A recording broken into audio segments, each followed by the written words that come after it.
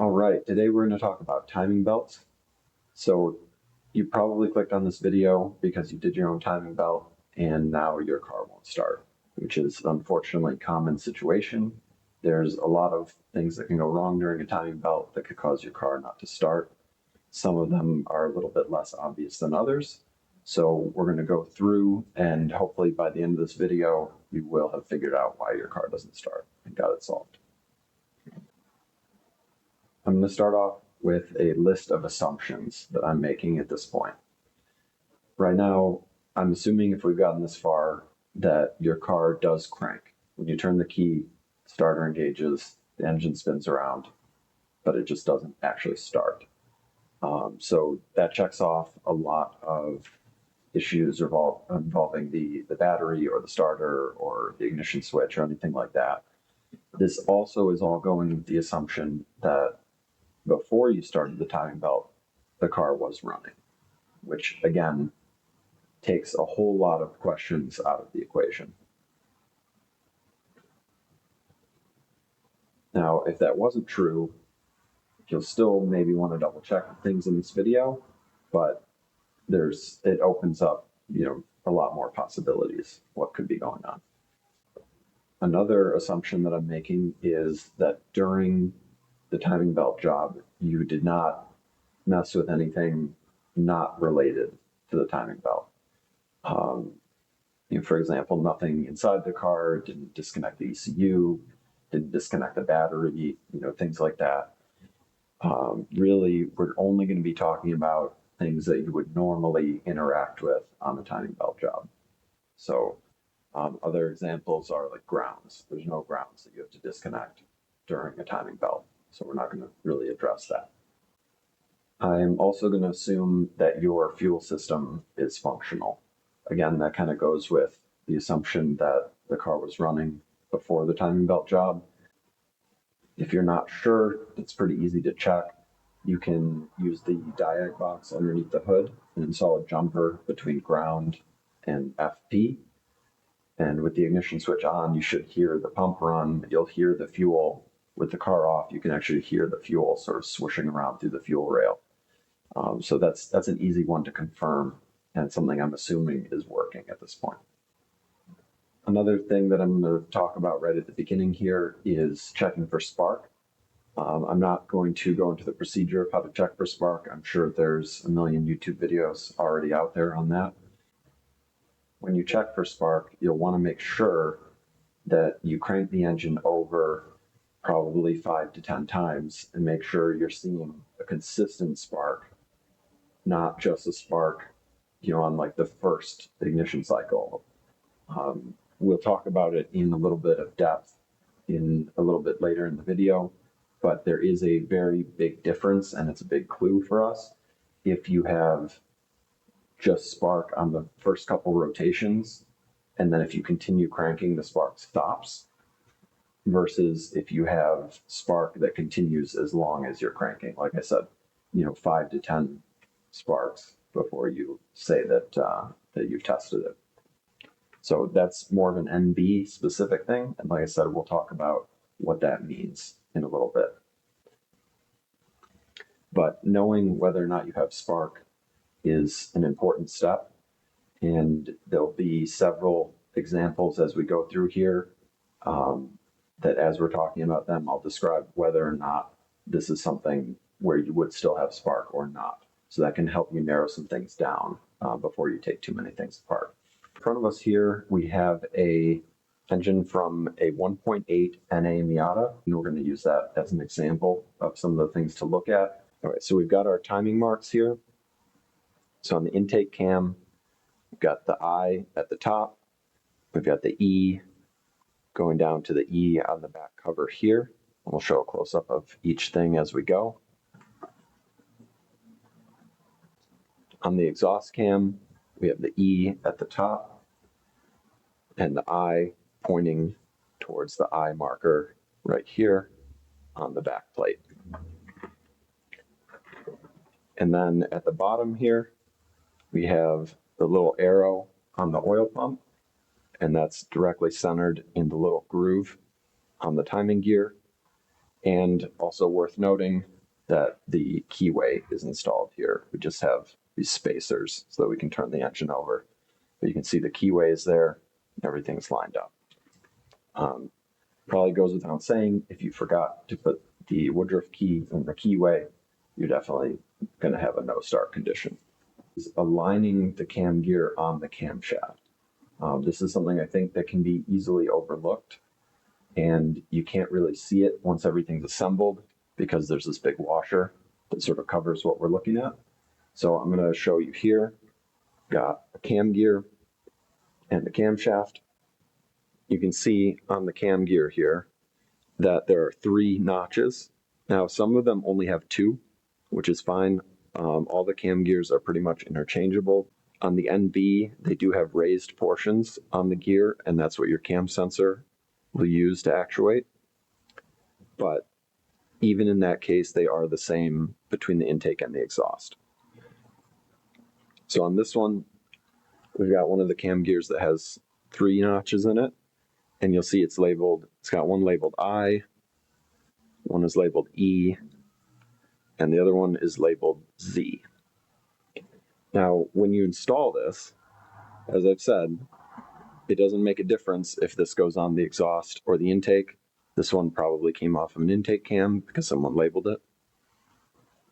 But when you have your camshaft, you'll notice, of course, there's a pin on it for alignment.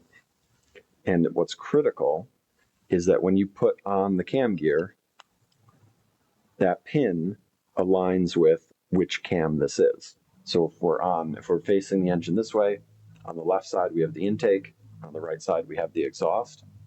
And so for the intake, we would line it up with the pin aligned with the I. And now if this was going on the exhaust side, similar idea, we would have the E lined up with the pin. Like I said, once you put the washer on and torque it down, you pretty much can't see that.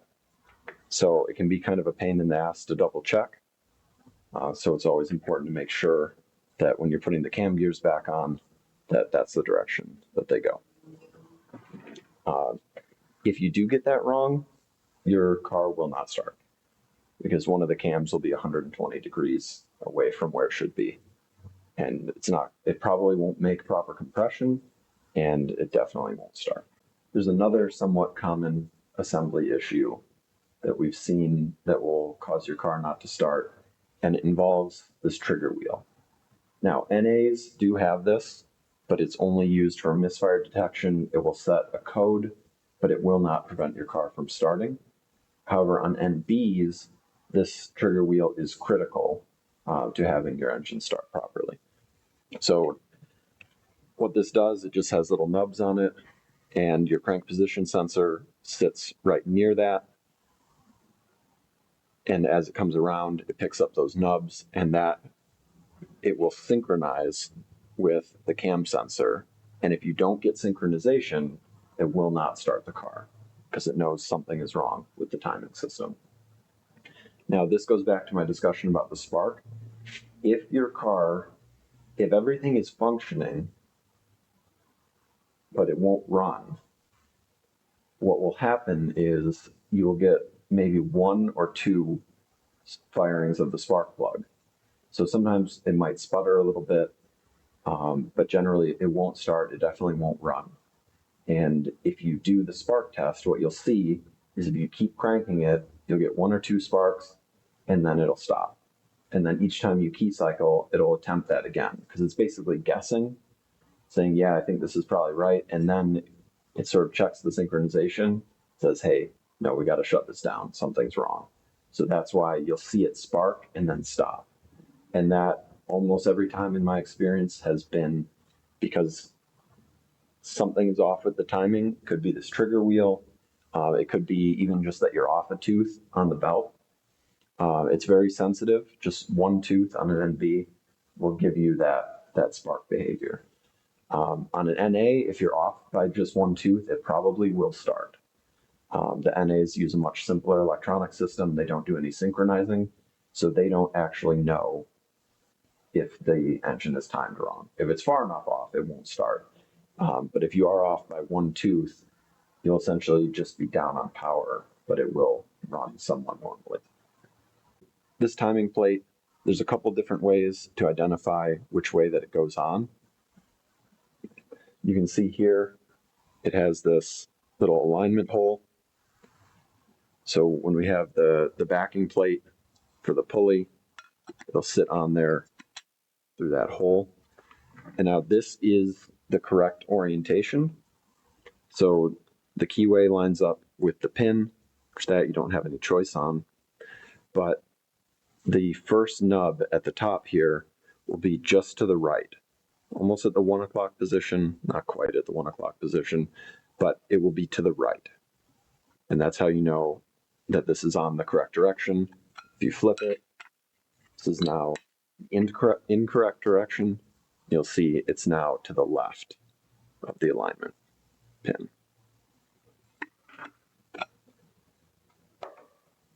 That's the absolute way to tell. The other way, when you're assembling it, if you're not sure, this side is a little bit recessed, and this side stands up a little bit. It's not a lot. It's very subtle. But the recessed side will go towards the engine. And again, that will result in your first nub being to the right of the alignment hole. Now, just so you can see the full assembly, you've got the hub here that goes on in that direction. And then the pulley also has a similar alignment hole. It'll sit down on top of it like that.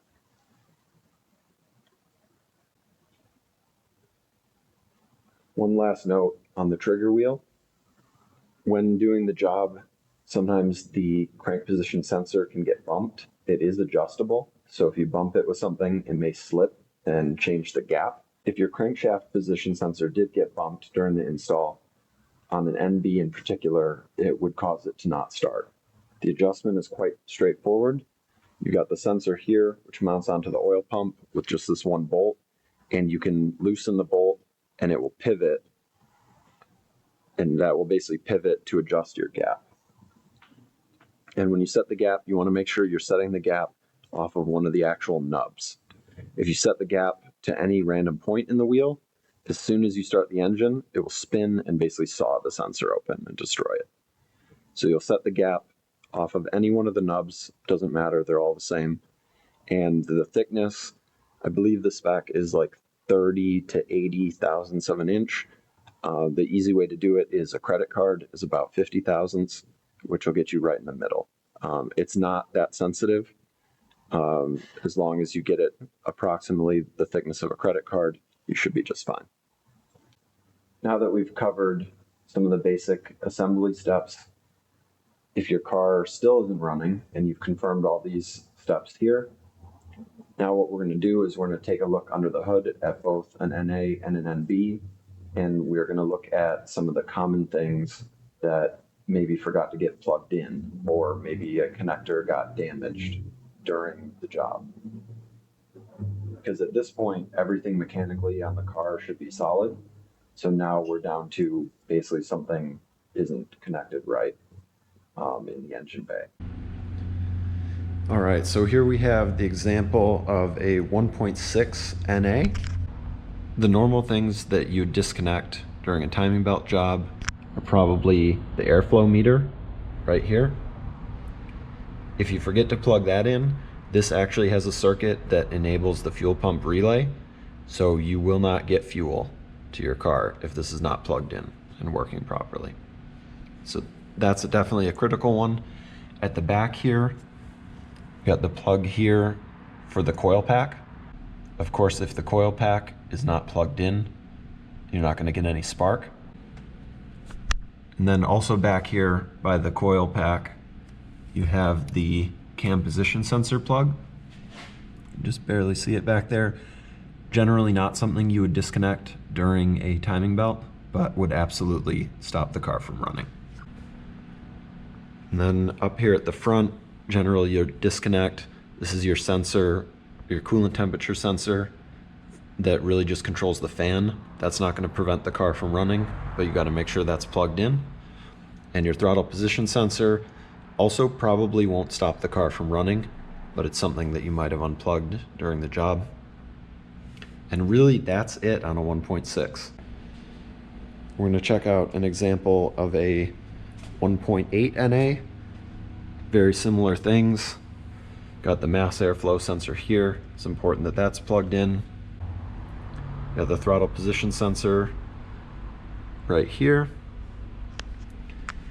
The cam position sensor is on the opposite side on 1.8s.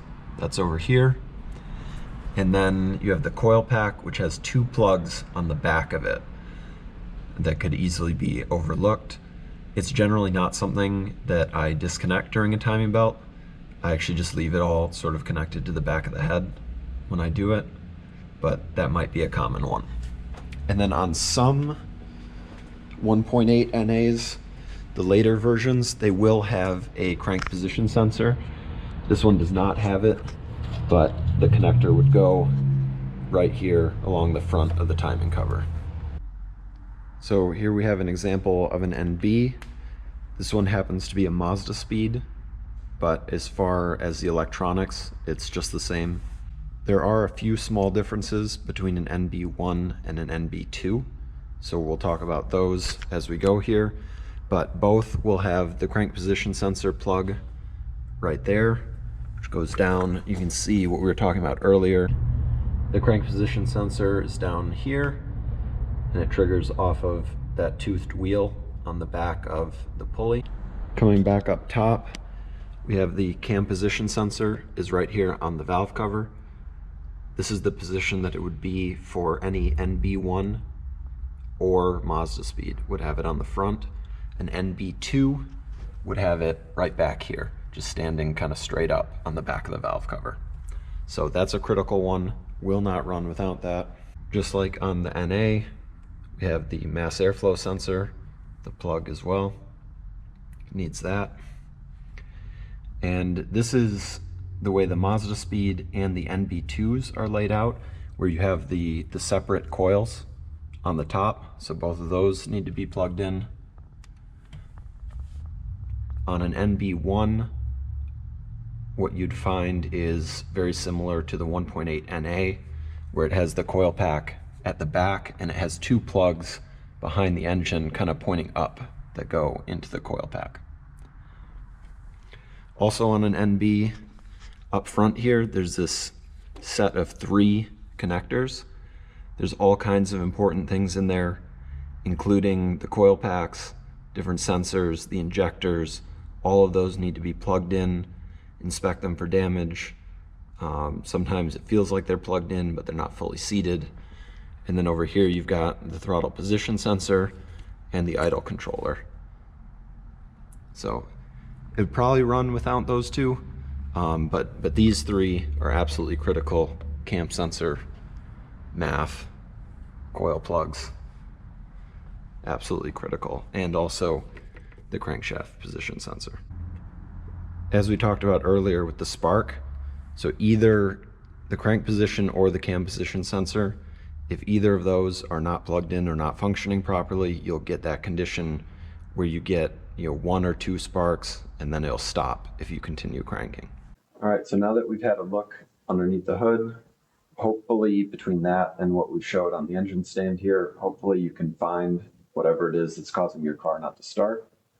And I'm going to end the video with a story of my own where I went through this problem a few years ago, actually on a customer's car. And we did the timing belt job. Everything looked like it was good.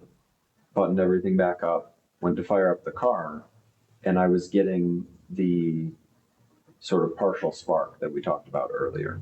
There was spark, but then it would shut it off if you kept cranking it for a little bit longer. So the car would kind of sputter, but it didn't really want to start. And we kept messing with it, and eventually it actually turned on a immobilizer code, because it was an NB2, so it was like 2002 as the immobilizer. And at one point it actually started flashing the immobilizer light and set a code for it. So then we were chasing down immobilizer codes, and I wasn't following what is sort of my biggest piece of advice for anybody in these situations is if the car ran before you did the timing belt job, it's almost certain that whatever the solution is something that you touched at some point and either forgot to put back or didn't put back correctly.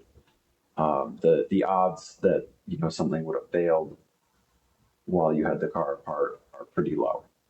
So my advice is always double check everything, retrace your steps. I mean, take the whole thing back apart again if you have to. Because on this one, we were really stumped. It was setting the immobilizer code. We started chasing that. I mean, we spent hours and hours on it. At one point, I just wanted to kind of double check, and I pulled the timing covers off, and I got down and looked, and the marks here looked like they were lined up right, which will be another one of my pieces of advice that I give is when you're looking at those marks, what you want to do is get down as low as you can. Basically, you'll end up putting your chin kind of on the bumper and sort of looking past the radiator cap, just so you can get really a straight on look at it. Because if you're looking at it from just a little bit higher or off to the side, the marks may look like they line up.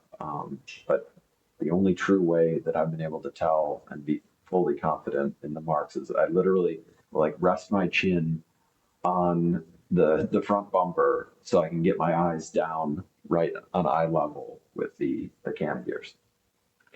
But yeah, so after checking it multiple times, going through all these other issues, we ended up closing the shop for the night. I slept on it, came back in the morning, and I pulled the timing covers off again, and it turned out it was off by one tooth.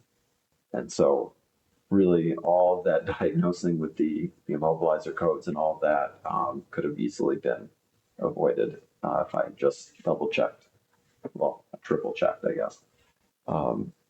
So yeah, that's my story on that. Always double check everything. Your first assumption should be that you missed something.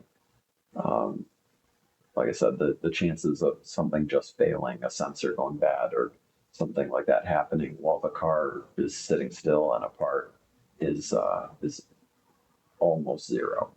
So start with that. Okay, so that's my own personal story. Like I said, it's kind of humbling to go back and have to assume that you made the mistake, but that's what it was in my case, and that's what I found in a lot of cases. So um, thank you guys for watching. If you have any questions, leave them in the comments. I'll try to get you an answer, but hopefully what was in the video should help you guys out.